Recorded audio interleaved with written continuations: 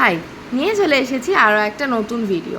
তোমরা হয়তো জানো আজকে ভাইফোঁটা, বাট আমার ভাইগুলো সব আলাদা আলাদা জায়গায় ছিটিয়ে, সেই জন্য এইবার আর কি কোনো ভাইফোঁটা আমাদের হয়নি। আমারও হয়নি, বোনেরও হয়নি। ও না, বোন গেছিলো চুচুড়ায়, ও রিওকে ভাইফোঁটা দিয়েছে। যাই হোক, আমার কোনো ভাইফোঁটা হয়নি।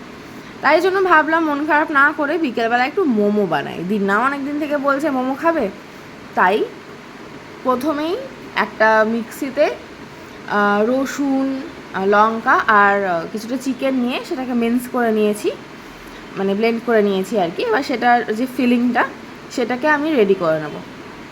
বলতে পারো এটা একদমই মানে অথেন্টিক যেমনভাবে বানায় সেরকম না, নিজেদের সুবিধা মতন একটা বানিয়ে নেওয়া। আর এদিকে আমি বাঁধাকপি আর পেঁয়াজটা কেটে রেখেছিলাম, আর অনেক কিছু ছিল কিন্তু আর লেট হয়ে গেছিলো বলে আর কাটার সময়ও হয়নি।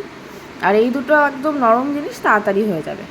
তো ওইটা দেওয়ার পর আমি একটুখানি ভাজা ভাজা করে নিয়ে তারপরে বাঁধাকপি, পেঁয়াজ এটা দেওয়ার পর একটু লবণ আর একটু হলুদ দিয়ে এটাকে এবার ভালো করে ঢেকে ঢেকে সেদ্ধ করে নেব বলা যেতে পারে।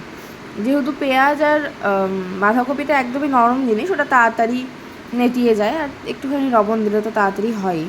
তো এটা করার পর আমি এবার এটাকে তুলে নেব। ওইদিকে মা আটা মাখছে আর দিন্না লেচি কাটছে। মায়ের আটা মাখা কমপ্লিট, আর এখানে দিন্না বেলে দিচ্ছে। আমি এখানে আগেই জলটা স্টিম করতে দিয়ে গেছিলাম। এদিকে তাড়াতাড়ি করে ফিলিংগুলো ভরে নিয়ে আমি এখানে চলে এলাম ফার্স্ট স্টিম করতে দিতে। এখানে আমি স্টিম করতে দিয়ে আবার চলে গেলাম ফিলিংয়ের দিকে। ওটা এখন 15-20 মিনিট হোক, ভেতরটা তো হয়েই আছে, তাই বেশি অসুবিধা হবে না। এই যে কি সুন্দর তাড়াতাড়ি উঠে যাচ্ছে।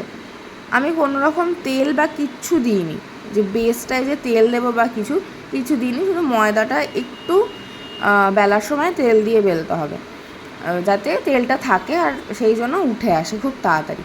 কোনো অসুবিধা হয়নি উঠতে। এই যে আমার ফার্স্ট প্লেট মোমো, এত ভালো হয়েছিল খেতে। এরপরে আমি আরও স্টিম করেছিলাম, দেখো আমি একটা ভেঙে দেখাচ্ছি। এত সুন্দর হয়েছিল, ভিতরে ভরপুর ফিলিংস, খুবই ভালো হয়েছিল খেতে। Thanks for watching.